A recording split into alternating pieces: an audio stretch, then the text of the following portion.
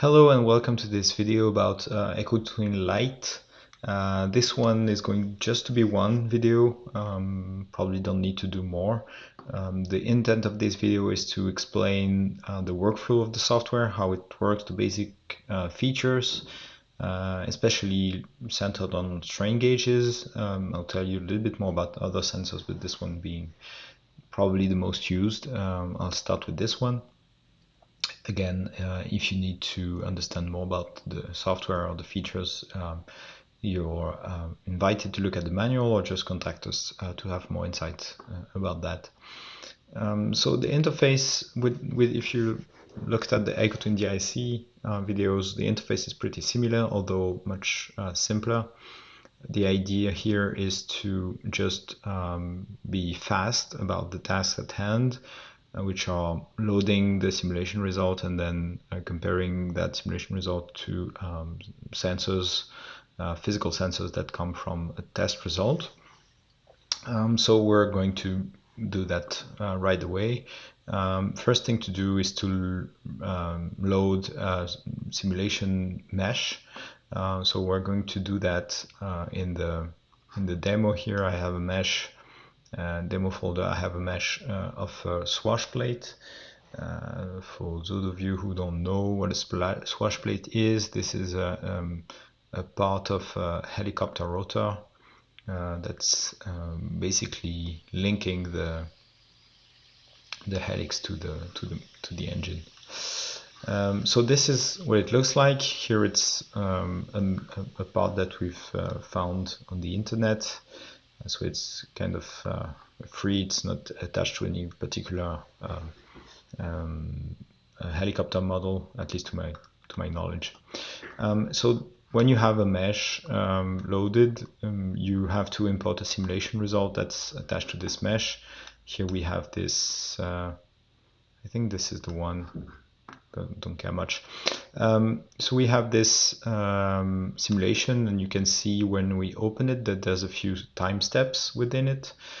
So the actual time steps from the test, of course, are not going to be 0 to 7 seconds. It's going to be something else. In the demo folder, you have the steps.txt file, which is the list of steps that you guys should enter when you use this example file. And so let me try and okay. So here in the time series, you can run these numbers, which are the seconds for each of the corresponding time steps. So here I'm just going to do it very quick. 27, 31, 35, and then click OK. So my EikoTwin Lite is going to load every one of these time steps and associate it to different time stamps for you to synchronize the test data to the simulation data. So of course, before having results on your test side, you probably won't know exactly what the time steps are.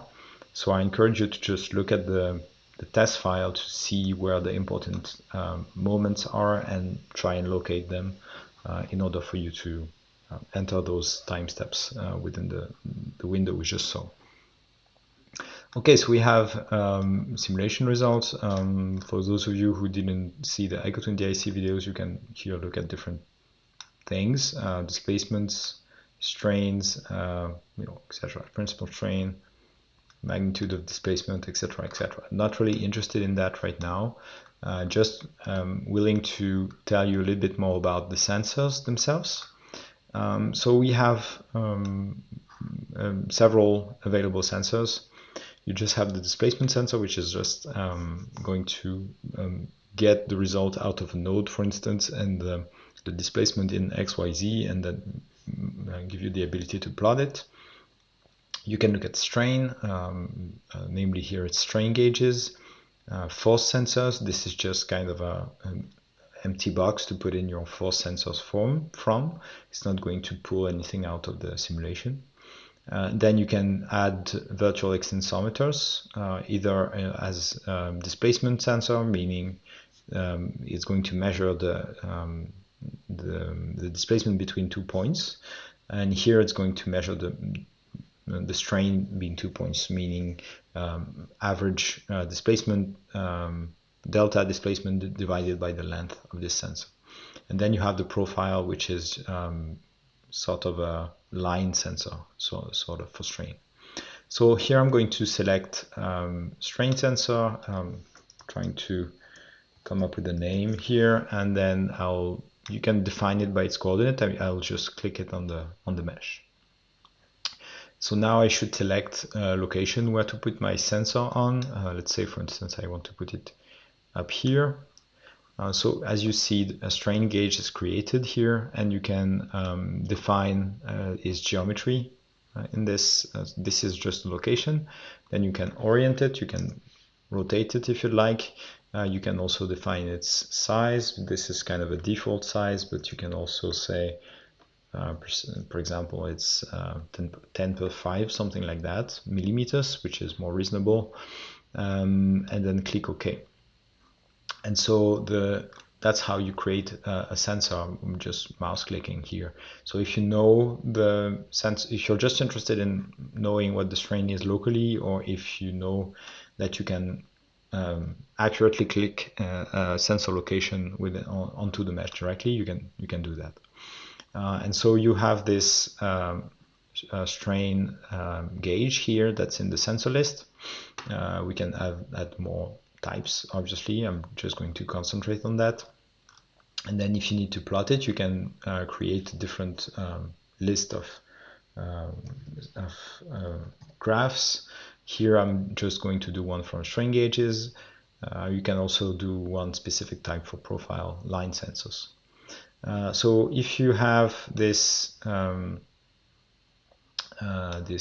plot, this graph in the plot list available, you can then go to the plot details and select which values you want to plot. Here, for instance, after my gauge 1 was created, I have directly the 1, 1, 2, 2, and 1, 2 strains that were calculated from the simulation result. So I can basically click all of them and then look at the shape of this signal. And here you see why there were so many steps. This is because there's this shape here that we had to reproduce from the test.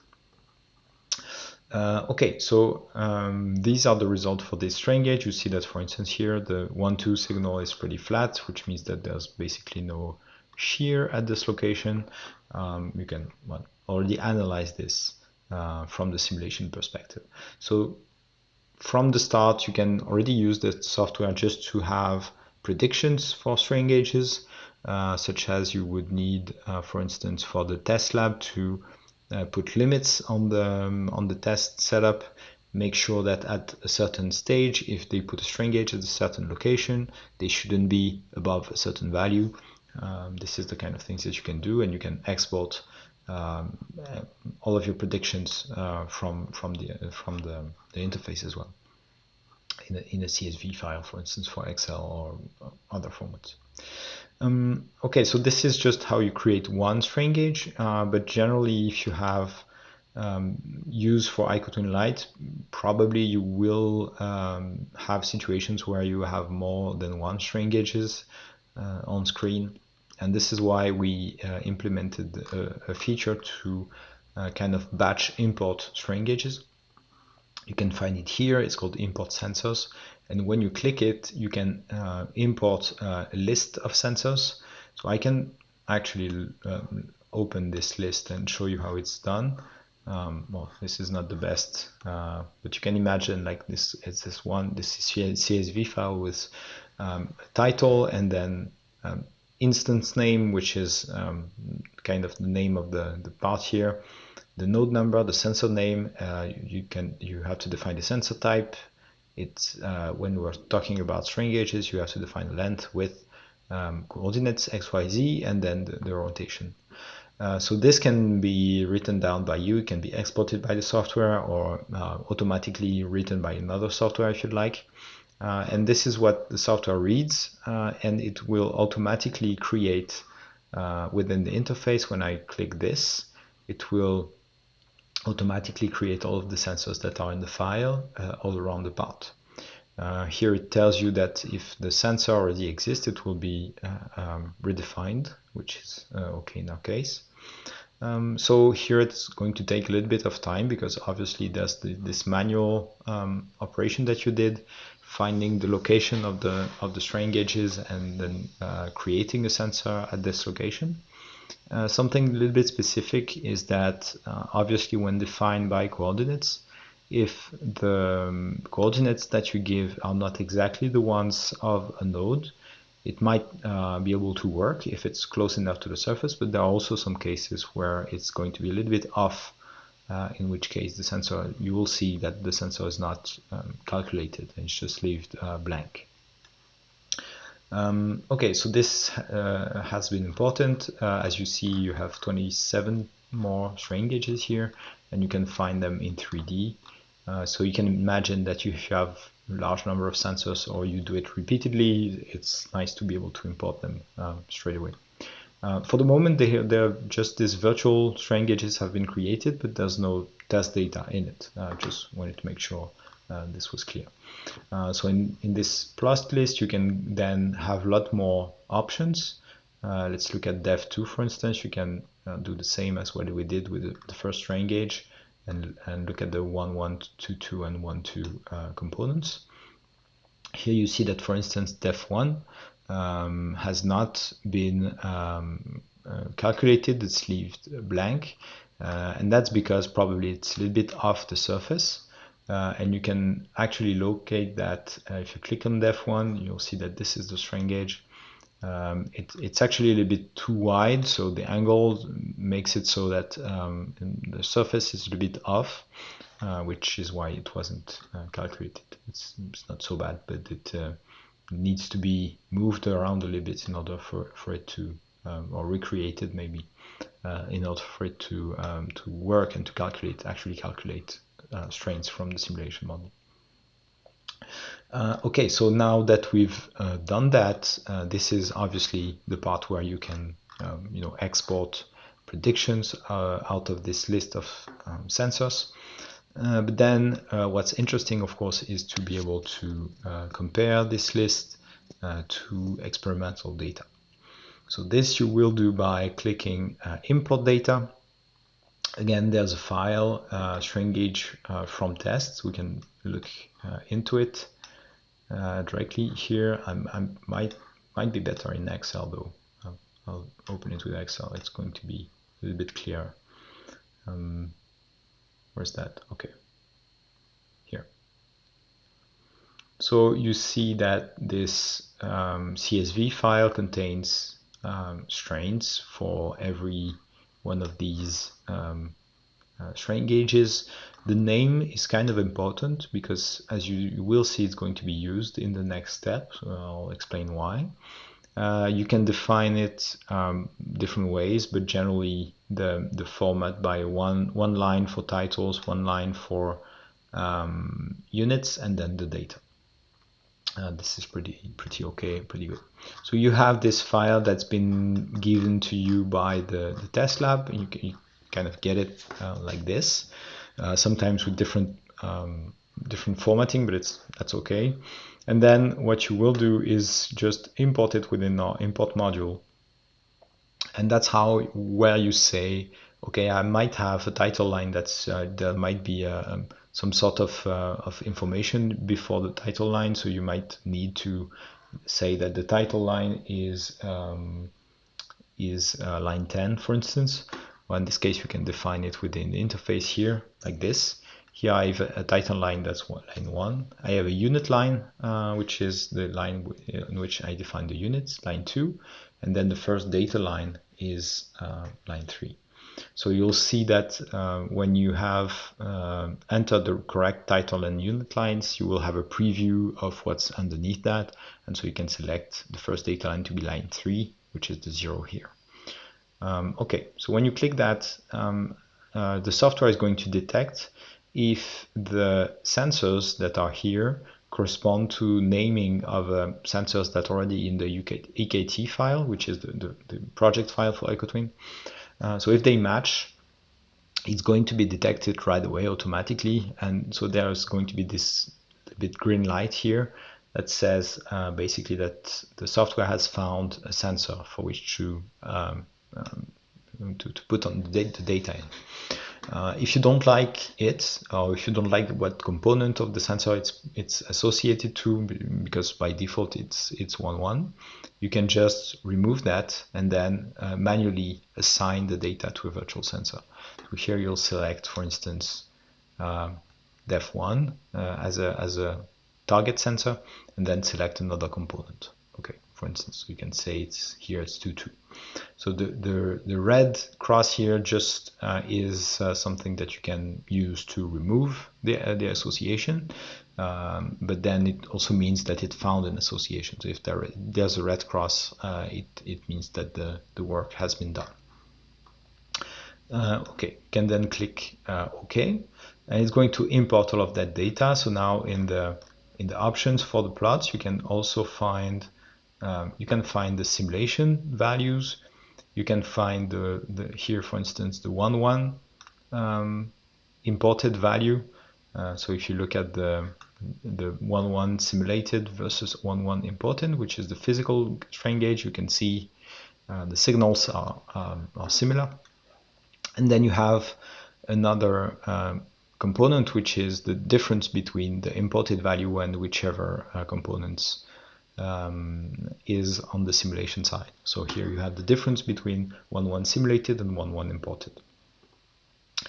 Okay, so this is already pretty nice. Well, sometimes I like to do that because you have a better chart. So depending on how you want to see things, you can even put it on a different screen. So you see there's some differences. And one question that people usually have at this point is, what are my uncertainties? What are the error bars for each one of these signals? So in order for you to analyze that through error bars, you can import or define some of the measurement uncertainties that you have. So for the measurement uncertainties, so on the test side, you can define that directly. So you can say, okay, for instance, in this table, here I'm just going to do it for all of them. In this table, here I'm clicking Shift. I can define that for all of the strain gauges for 3 components. I can say, for instance, every time there's imported value on the measurement side, the uncertainty is going to be, I don't know, 2 to the power of -4 or something, which is I think pretty standard, or depending on the strain gauge hardware that you have, and then define that. So when you've defined it, you can go to plot options, the options for this one plot, and say that you want this one to be plotted with error bars, right? So it's going to plot that out. If you want to use smaller values, for instance, here they're a little bit too big, maybe let's say 5 -5, for instance, it's going to be smaller. So this is already nice because you can compare that signal that you have, that measured signal that you have, while taking into account the uncertainty that comes from the measurement. This is, I would say this is nice, but this is probably not enough for a lot of the cases, because there's a lot of cases where it's not that easy to know if the measurement uncertainty comes from the electrical signal from the strain gauge, but it doesn't mean that there's no other errors. There might be errors on the simulation side if you have, for instance, wrong material parameters or boundary conditions, which is something. But then there's also an error source that comes from the fact that locally the strain signal might not be homogeneous on the surface. For instance, if we go to this chart here, if we want to look at the first principle strain, for instance, well, this is not great. Maybe if we put one more 0 here, it's going to be more visible. Yeah, okay. Let's say my def2 sensor, I think it was this one. Okay, def1. This is not the sensor list. This is the plot details. going back to my sensor list. Okay, this one's showing up in green. And you can see that this is a zone where you have a certain level of strain gradient, which causes the problem of trying to make sure that you've put the strain gauge at the right location, because if you put it a little bit differently, it might change the result. And of course, on the test side, this is something that's difficult. If you ever try to put a strain gauge on this kind of part, you have no clear reference for it to make sure it's exactly at the right location. There are techniques to do that, but like typically here I would take a reference location. And in this direction is pretty easy because there's a reference here, although this is a curved surface, but in this direction it's not that easy. And this creates uncertainties and sometimes even frustration from the simulation side to make sure that you know what is the error that I get on this strain gauge if I put it here. So an option is not to put it here, but sometimes you need the signal, which is why we've developed this position uncertainty feature, which is basically going to move the strain gauge around and also rotate it to estimate the uncertainty that comes out of locating a strain gauge at this position. So for each of these strain gauges, you have the a value that tells you how sure are you of your location in the principal direction of the strain gauge, which would be the first arrow that you see on the strain gauge, first direction, second direction, which well, most of the time are the same, and the uncertainty on the angle, right? So if you have, for instance, let's say you're pretty sure you're able to position the strain gauge up to 0.5 millimeters, for instance, you can say that, and maybe the angle is a little bit less okay, so let's say 2 degrees. These are the units, you can probably find them in the manual. And then click enter. So I'm just doing the same for all strain gauges because most of the time it's the same. If you have more precise info on this one, for instance, if you know that you're a little bit less precise, you can say that too, as you like.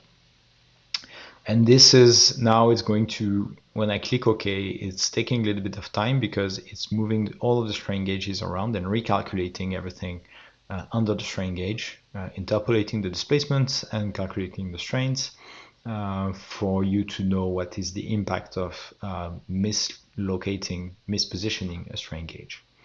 And this is where, okay, yeah, this has been calculated. So the larger error bars that you see come from this. They are attached to the simulation one. So if you remove, in this case, the imported one, you're going to be left with the simulation one. And you can see that in this case, these well, slight uncertainties on location and orientation can actually have a pretty large impact on the signal itself, which is interesting. And this is kind of a norm that's taken of all of the uncertainties in position and in orientation taken all together, and it basically takes the worst situation here. So it's kind of a larger uncertainty bars. Okay, so now it's interesting also. I just want to show that because most of the time people think about the uncertainties that come with the strain gauge, and that's basically on the strain gauge manual, but this is usually smaller than other uncertainty sources. Okay, so last thing I wanted to show you was a feature that we use to locate where the most the errors with the strain gauges with the most error are, because sometimes if you have a lot of them, it's a little bit difficult and long to go through all of the graphs to make sure all of them are okay. So we've come up with the features that instead of just looking at the graphs, you can also use this show sensor differences here. And if you put it on, it's going to be coloring the strain gauge with a color code that you can define yourself. You can say, for instance, if there's an error that's less than, well, minus 25%, if you, with this formula that's written here, then you should show it in blue, or for instance, I'd like red because red is it means dangerous. So in this case, it's pretty dangerous to have a larger error value than 25%. I can put red here. I can select yellow for the other ones, for instance.